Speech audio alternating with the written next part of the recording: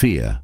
It's the thing that holds us back, keeps us stuck, and whispers in our ears, telling us we're not good enough, not ready enough, not worthy enough. But what if I told you that fear isn't something you need to fight? What if I told you that fear could actually be the key to your success? Sounds crazy, right?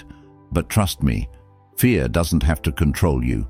It can fuel you if you know how to use it. In this video, we're diving into pragmatic, no-nonsense strategies for overcoming fear that don't involve cheesy pep talks or empty motivational fluff. These are real, actionable insights that will help you face your fears head-on and turn them into opportunities for growth.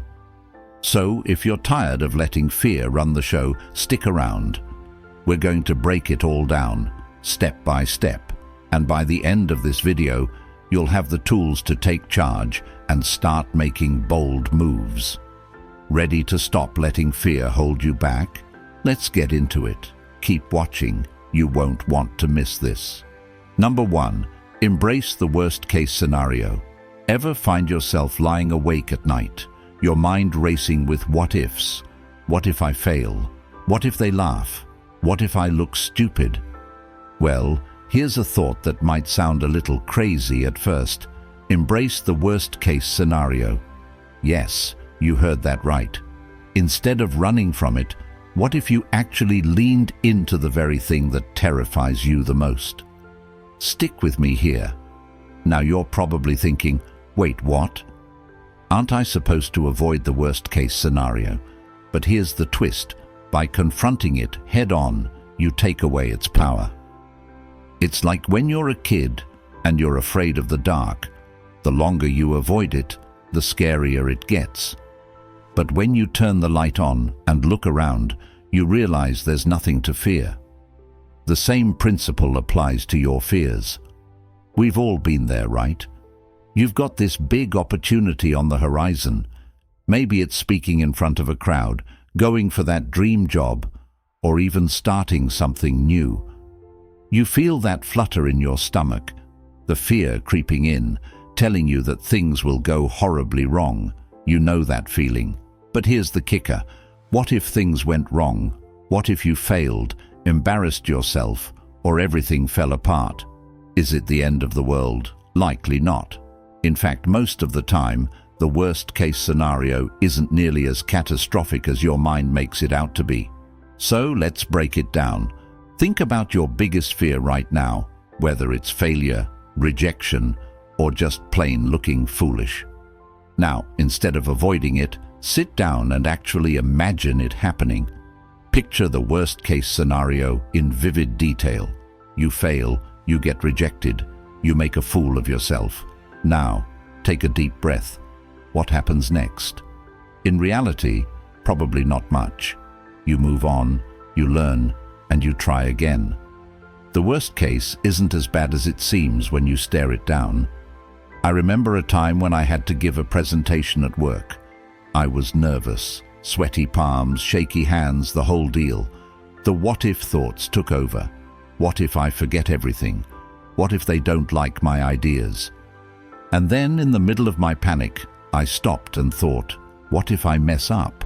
I literally walked myself through the worst-case scenario. I imagined stumbling over my words, freezing in front of everyone, and yes, maybe even having someone ask a question I couldn't answer. And you know what happened next? I realized it wasn't the end of the world. So what if I fumbled? I would just laugh it off and keep going. And guess what? I did mess up, just a tiny bit. But the world didn't end. People actually respected me more for owning it and moving forward. Here's the thing. By embracing the worst-case scenario, you gain control. It stops having the power to paralyze you. Instead, it becomes just another challenge, one you're more than equipped to handle. This isn't about being reckless. It's about realizing that failing or facing fear isn't as catastrophic as it feels in the moment. This approach isn't just about bravery. It's about peace of mind. It's about freeing yourself from the suffocating grip of fear. By facing the worst-case scenario, You reclaim your space, your peace, and your dignity. You stop letting fear dictate your decisions and start making them on your own terms. And that, my friend, changes everything. So next time you feel that fear creeping in, take a moment to embrace the worst-case scenario, laugh at it, stare it down, and watch how your power over it grows. The worst-case scenario, it's not the enemy. It's the key to your freedom. Number 2, disrupt your comfort zone with extreme exposure. Here's a bold thought. What if your comfort zone is the biggest thing holding you back? Yeah, I know, it sounds kind of harsh, but hear me out. We all love our comfort zones, right? They're warm, familiar, and cozy, like your favorite pair of sweatpants. But here's the catch. Comfort zones are the silent killers of progress. Now, you might be thinking, but aren't they supposed to keep me safe? Yes, they do, but they also keep you stuck. So what if we flip the script? What if you deliberately disrupted that comfort zone and put yourself in the most uncomfortable, terrifying situations imaginable? No, really. Extreme exposure. You know the type, the person who dreads speaking in public, or the one who can't seem to take risks, always second-guessing decisions. Or maybe you are that person. I've been there too. We've all faced that moment where we're too comfortable, too safe, and too unwilling to push our limits. It's easy to settle into the routine and avoid anything that might make us break a sweat. But let me ask you, what are you really avoiding? Is it the fear of failure, the fear of rejection, or just the unknown? All valid fears, but what if you could smash them by making discomfort your new best friend? Here's where things get a little unconventional. Instead of avoiding fear and discomfort, what if you leaned into it? Extreme exposure is all about putting yourself in situations that make you squirm, that make you feel that rush of adrenaline and allow you to face your fears head on. I'm not saying jump off a cliff or run a marathon tomorrow, unless you want to, of course. But maybe take a cold shower, call someone up and speak your mind, or heck, give that speech you've been putting off. The point is to make discomfort your new baseline, because only when you step outside that bubble can you grow. Let me paint a picture for you. A few years ago, I was terrified of public speaking. I mean, seriously terrified. My heart would race, my palms would sweat, and I'd practically freeze in place. So what did I do? I signed myself up for an open mic night. Yep, just me, a microphone, and a room full of strangers. And trust me, I was shaking in my boots. The first minute felt like an hour, but something incredible happened as I kept going. I realized that the discomfort wasn't going to kill me. Sure, I messed up, stumbled over a few words, but I survived. And the more I did it, the easier it became. That's the magic of extreme exposure. It doesn't just make you braver, it shows you that fear isn't as powerful as you think. Here's the kicker. This whole process isn't about becoming fearless, because let's face it, that's an unrealistic goal. It's about reclaiming your space. It's about showing up for yourself even when you're shaking in your boots. By embracing discomfort, you build emotional resilience. You stop letting fear control your decisions. You begin to trust yourself and your abilities. And eventually, that discomfort you once feared becomes your ally. This is about owning your growth, about not waiting for the perfect moment, because spoiler alert, it never comes. Every time you face that uncomfortable situation, you're flexing your courage muscle. And here's the real reward. The next time you face that fear, it won't feel like a mountain to climb. It'll feel like a speed bump. So disrupt your comfort zone, make discomfort your new normal. Your growth, your peace, and your strength will thank you for it. It's time to stop hiding behind comfort. Step into discomfort. Step into your true power. Number 3, leverage the power of fearful action. Here's a truth bomb. The more you fear something, the more it's probably the thing you should do. Sounds counterintuitive, right? I mean, why would you purposely lean into something that makes you sweat, that makes your heart race, that makes you question your sanity. But here's the thing. Fear isn't always your enemy. In fact, fear is one of your greatest allies, but only if you learn how to use it. Yes, trust me on this. Now, you're probably thinking, hold up, what do you mean use fear? Fear has a way of stopping us in our tracks, right? Maybe you've been there. You get that gut feeling that something's too big for you, too risky, too terrifying, so you back off. You avoid it. You tell yourself, maybe next time. But here's the kicker, that fear. That's the signal that you're on the edge of something incredible. So, instead of running from it, what if you took fearful action? You know the type. The person who procrastinates because the fear of failing feels so much bigger than actually doing the thing. Or maybe you are that person. I've been there too. The fear of rejection, the fear of not being good enough, the fear of what could go wrong. It all piles up until it feels easier to stay stuck. But here's the secret. The more you let fear freeze you, the more it grows. But when you take action, even when you're scared out of your mind, fear starts to shrink. Let me tell you about a time when I was in the middle of a massive project, one I was terrified of.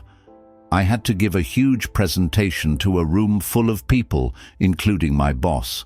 My palms were sweaty, my voice was shaky, and honestly, I thought about canceling.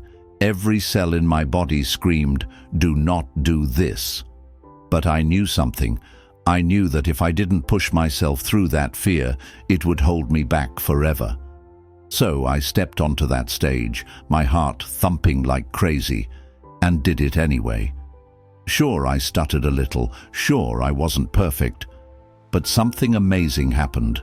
The more I pushed through, the more comfortable I became. The fear started to fade, and by the end of it, I realized something.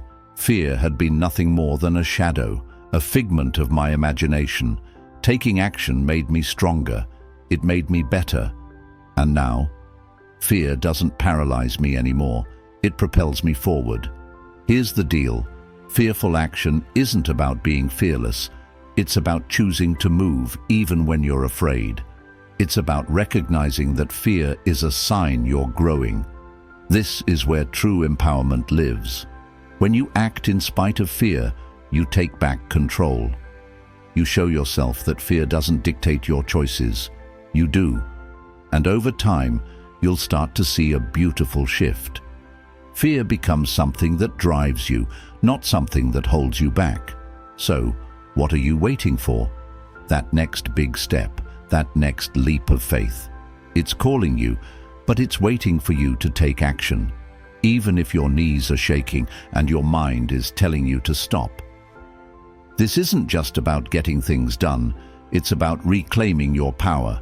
It's about standing tall, looking fear in the face and saying, "I'll do this anyway." Because when you act in fear's face, you don't just achieve goals, you transform. You transform into the person you've always known you could be. So, let fear fuel you. Let it push you. Your strength is built on the other side of that action. Take the leap.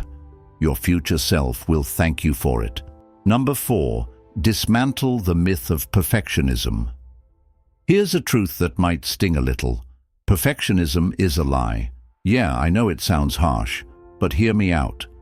We've all been told that the key to success, happiness, and respect is to do things perfectly, right? We see people with flawless social media posts, perfect careers, perfect families, and we think that's the standard. But here's the thing. Perfectionism isn't something to aspire to. It's a cage that keeps you stuck. And if you're honest with yourself, it's probably holding you back in more ways than one. Now, I get it. You might be thinking, but what's wrong with wanting things to be perfect? Don't I deserve to give my best? Of course you do. But here's the twist. Perfectionism isn't about doing your best. It's about avoiding failure. And when you're so obsessed with avoiding failure, you miss out on growth. You miss out on learning. You miss out on life. Perfectionism is just a fancy way to procrastinate, to avoid taking risks because you're scared of not measuring up. But here's the kicker. Perfection doesn't exist. We've all been there. You spend hours tweaking, editing, stressing over one tiny detail, whether it's a work project, a social interaction, or even how your home looks when guests arrive. We get caught in this cycle of overthinking, trying to make everything flawless, and in the process, we exhaust ourselves. You know the type, the person who gets stuck in planning mode, who never takes that next step because it has to be perfect.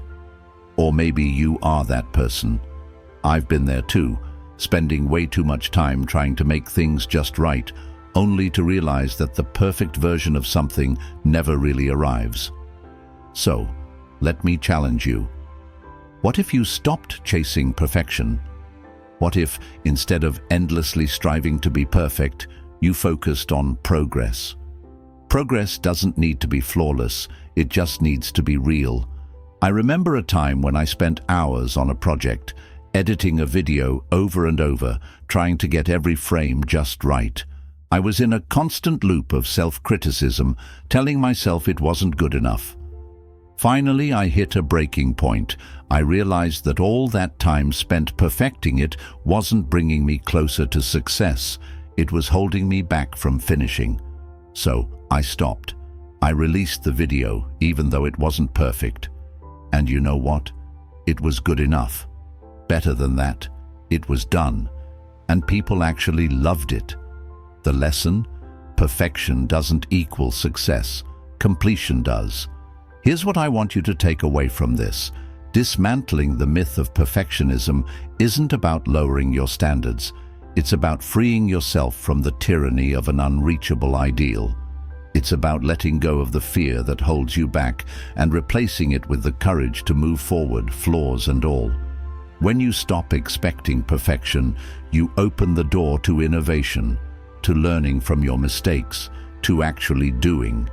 Your peace of mind, your self-respect, your growth, all of these things become possible once you let go of the need to be perfect. This is your reminder: progress over perfection.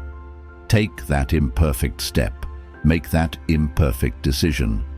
Let go of the myth, and you'll find that the freedom you gain is worth so much more than chasing after perfection. Your work, your creativity, and your life will thank you for it. And remember, it's not about doing things perfectly, it's about doing them. Number 5, hack your brain with contradictory thoughts. Here's a little secret that might just blow your mind. You can hack your brain by thinking in contradictions.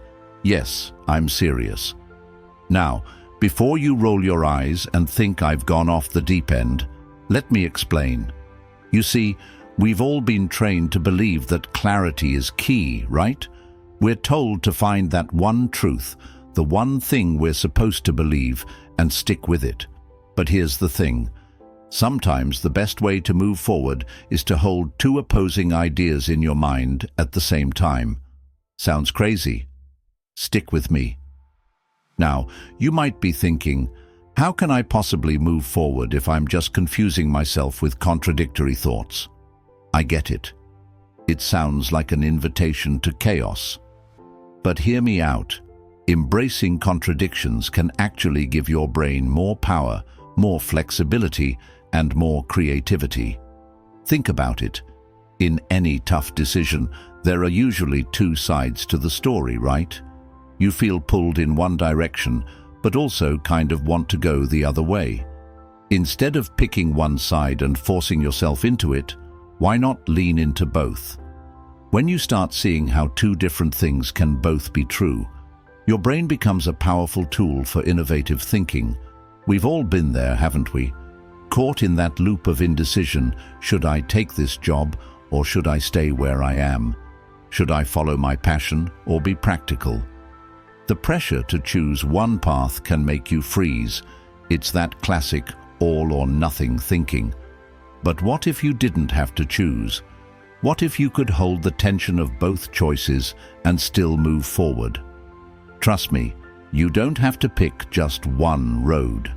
By embracing contradictory thoughts, you can find creative solutions that don't feel limiting. Take my own experience, for example. A while back, I was struggling with a decision about launching a new project. Part of me wanted to go all in, but another part was terrified of failure.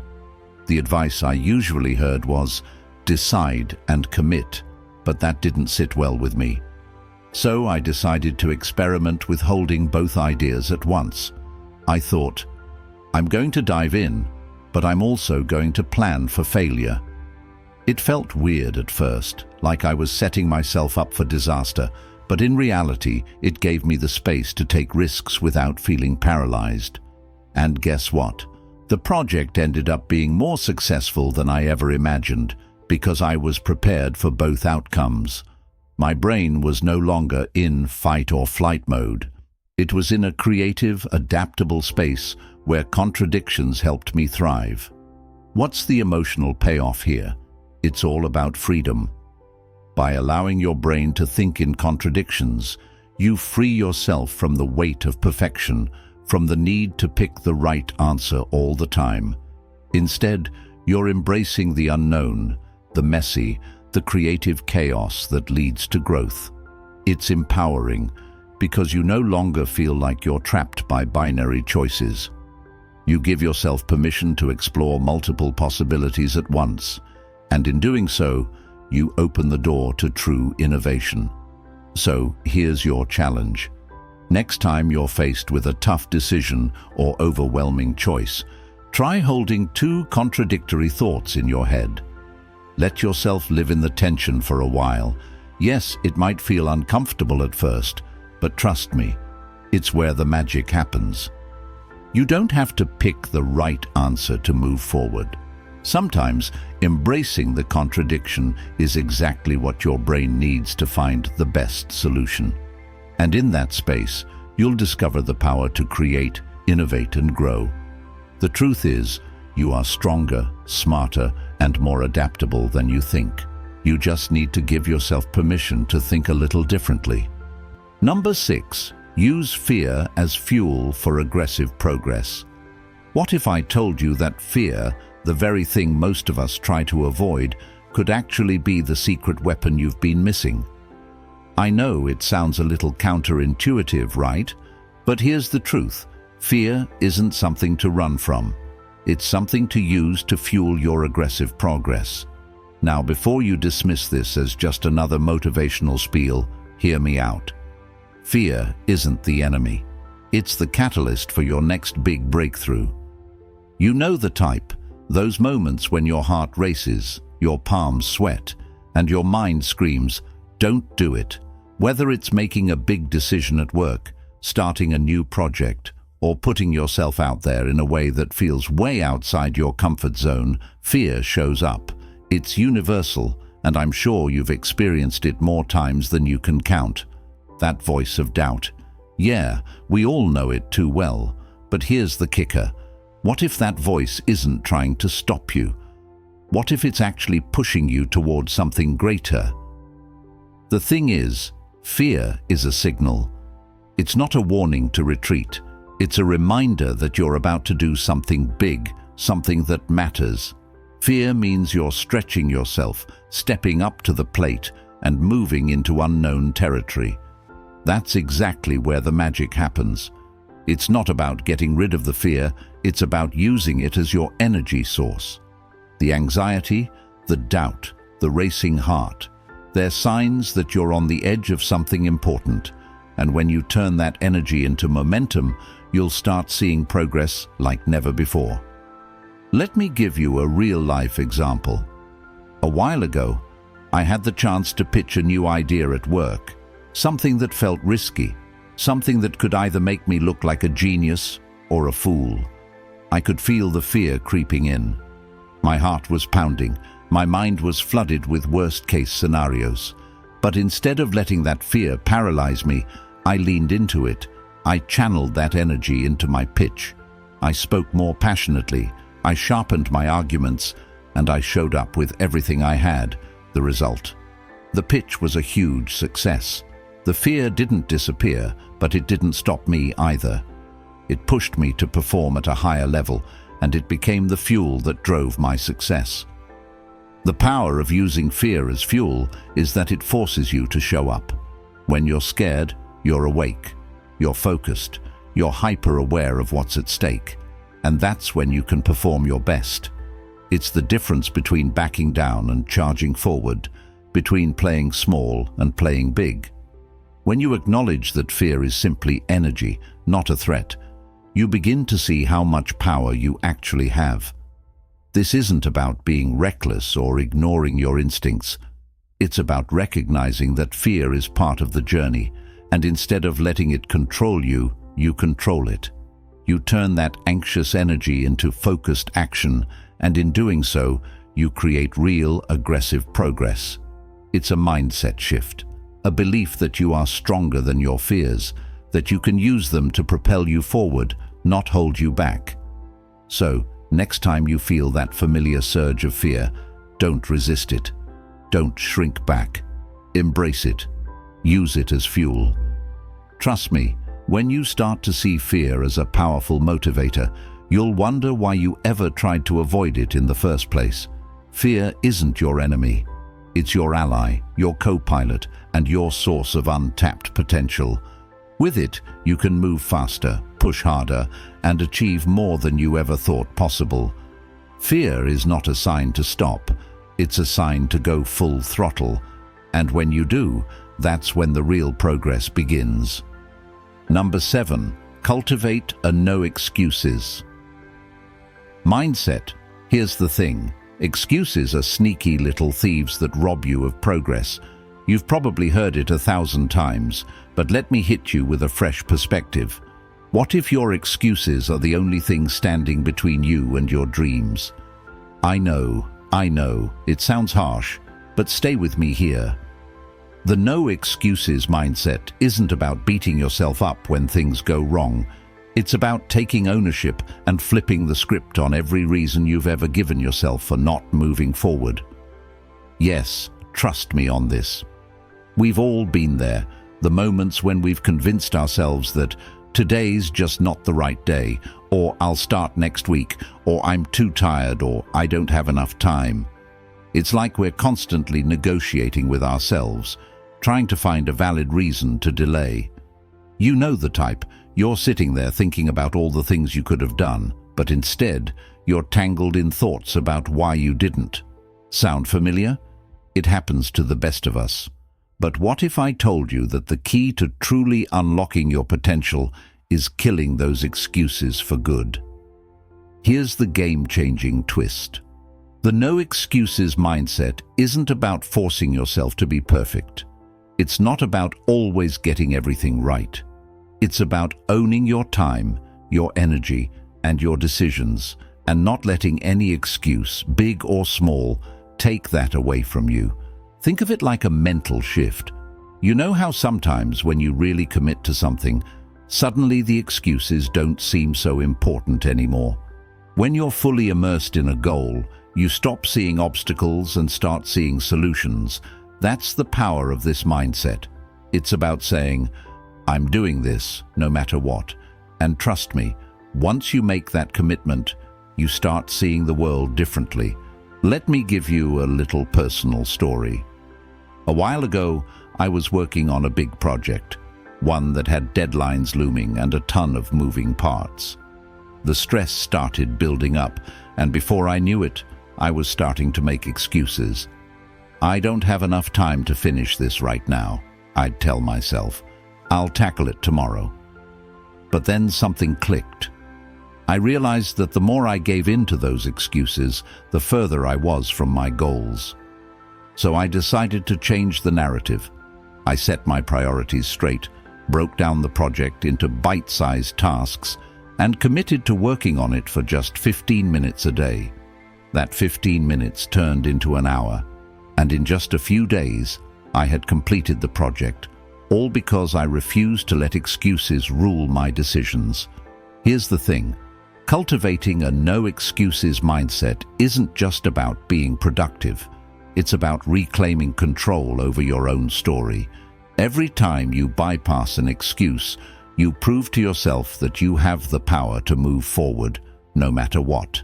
It's empowering, it's freeing, and it doesn't just help you get things done. It helps you build confidence in your own ability to handle whatever life throws your way. It's like saying, I am in charge here, I own this.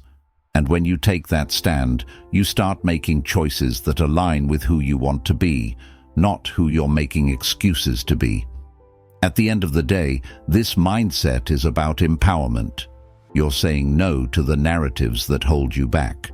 You're saying yes to showing up for yourself, even when it feels hard or uncomfortable. You're choosing growth, action, and progress over comfort and procrastination. And let me tell you, that's where the real magic happens. So the next time an excuse starts creeping in, challenge it. Refuse to let it define your actions. No excuses, just progress. That's how you take control and start moving toward your dreams, one excuse-free step at a time. Your goals are waiting for you. You've got this. Thank you so much for watching. I truly hope you found today's video insightful and that these pragmatic strategies for overcoming fear gave you some real tools to start using right away. If this video resonated with you, please take a moment to like it. It helps a lot. And if you want more content like this to empower you on your journey, don't forget to subscribe. Also, think of someone in your life who could benefit from this message.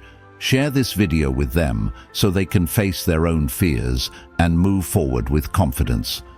I'd love to hear your thoughts and personal experiences.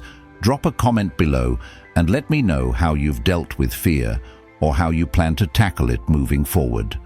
Let's keep the conversation going and support each other in this journey. Remember, fear doesn't define you. It's just a signal that you're on the brink of growth. Keep pushing, keep evolving, and keep believing in yourself. Until next time, stay bold, stay strong, and take control of your fear. You've got this.